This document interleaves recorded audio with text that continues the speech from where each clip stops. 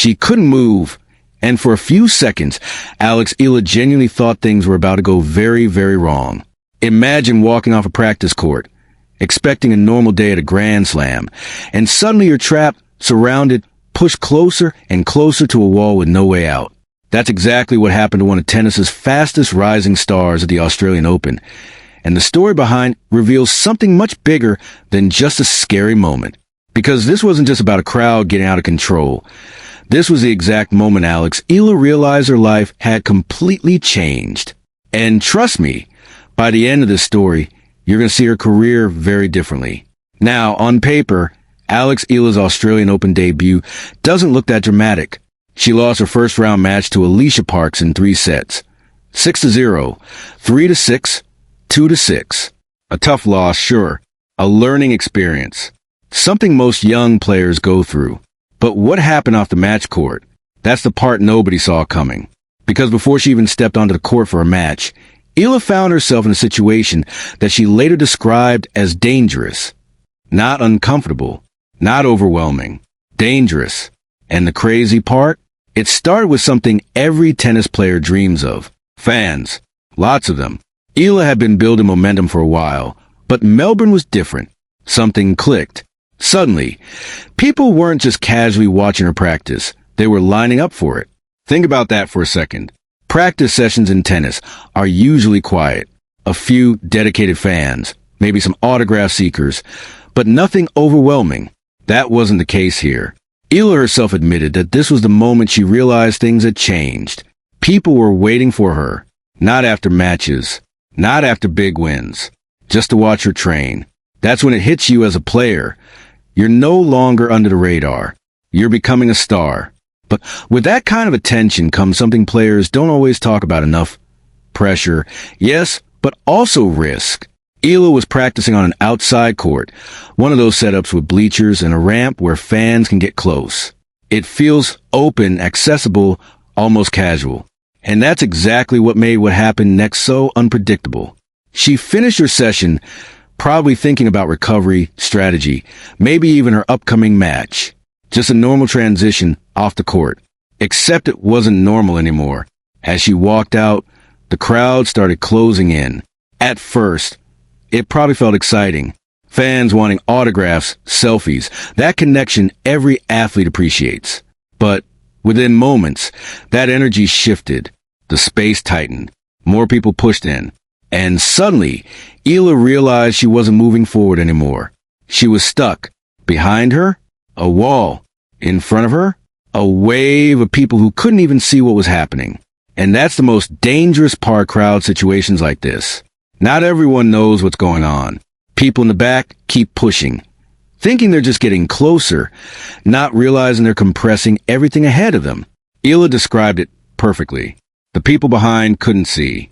They kept pushing, and she kept getting closer to that wall. Closer and closer. At that point, this isn't about tennis anymore. This is about basic safety. And for a 20-year-old player, still adjusting to sudden global attention, this was a wake-up call. She said to herself, she thought, this is kind of dangerous. But here's where it gets even more intense.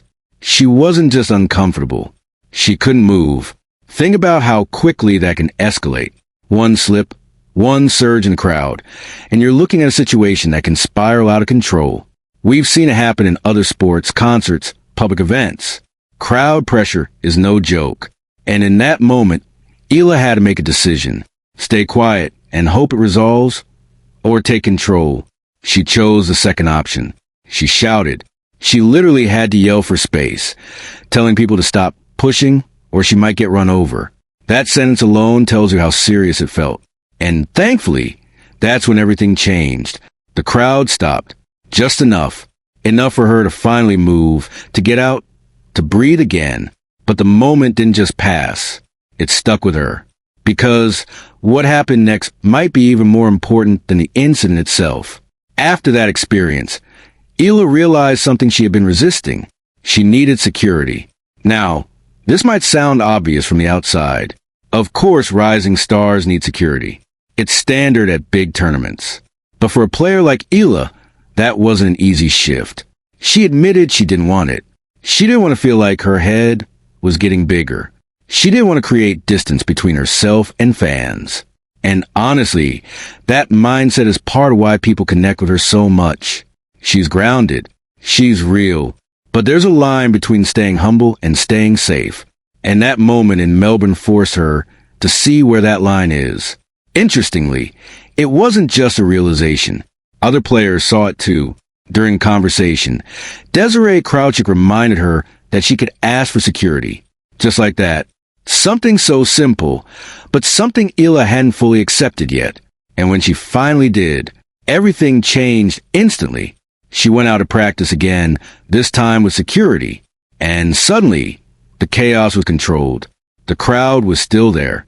The support was still loud. But now there was structure, space, safety. That's the difference between being popular and being prepared for popularity. And here's where the story gets even bigger. Because this wasn't just a one-off moment in Australia. Eala's rise isn't limited to one tournament, one city, or one fan base. It's global. In fact, one of the most surprising parts of this entire story came from something Jessica Pegula revealed.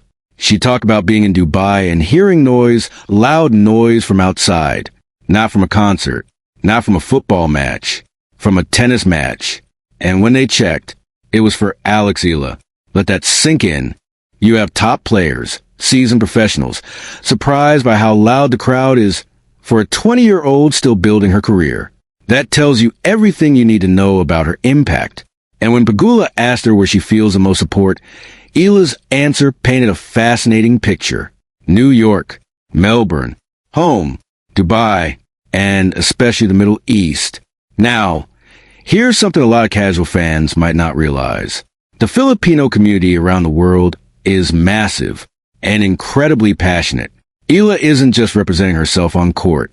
She's carrying the support of an entire global fan base that shows up loudly in places where other players might struggle to draw crowds. She's filling the stands. That's a rare kind of presence, and it creates a very unique situation. Because while other players might feel less pressure in certain tournaments, Eala feels more eyes, more expectations, more energy, and sometimes, as we saw in Melbourne, more risk. But here's the question that really matters. Is this kind of attention too much, too soon? Or is it exactly what she needs to become a superstar?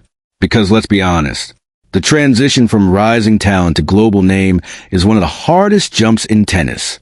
It's not just about improving your game. It's about handling everything around it. Media, fans, travel, expectations, safety, and Eala is learning all of that in real time. Now, let's not forget, her Australian Open campaign itself didn't go the way she wanted. That loss to Alicia Park showed both promise and inconsistency. A dominant first set going the other way, then a fight back, then fading again. Classic signs of a young player still finding her rhythm at the highest level. But here's the thing. Matches can be analyzed. Losses can be improved. Moments like the one she experienced off the court, those shape you differently. They change how you approach everything. And you can already see that shift in how she's planning her next steps.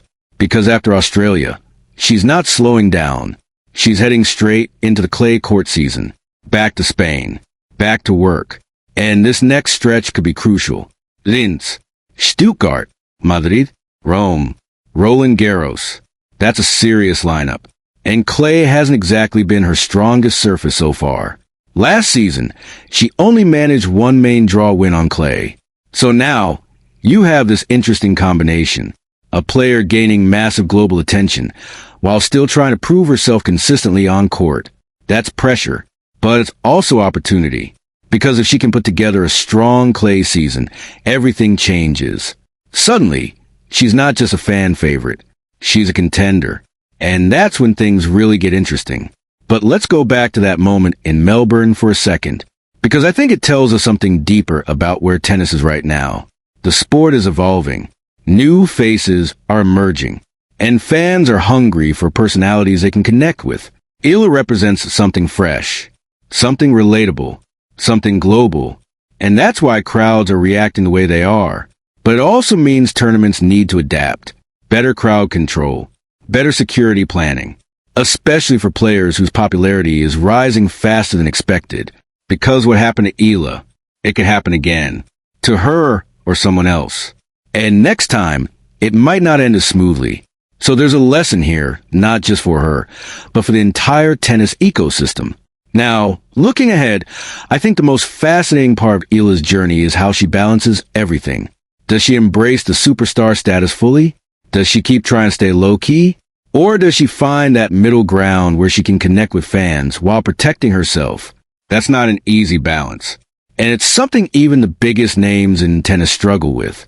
But if there's one thing this incident proved, it's that she's aware, she's learning, and she's adapting quickly, which is exactly what you want to see from a future star, because talent gets you noticed.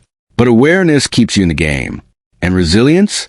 That's what takes you to the top. So now I want to hear from you. Was this just an unfortunate moment that comes with fame? Or do you think tennis tournaments need to take situations like this much more seriously moving forward? And also, do you believe Alex Eala can turn this momentum into a breakthrough season on clay? Or is she still a year away from that big leap? Let me know your thoughts in the comments, because this is one of those stories that's bigger than just one player. It's about where the sport is heading, and who's ready to handle it. Because if this is what early fame looks like for Alex Eala, then the next chapter of her career might be even more explosive than anyone expected. And honestly, I think we're just getting started.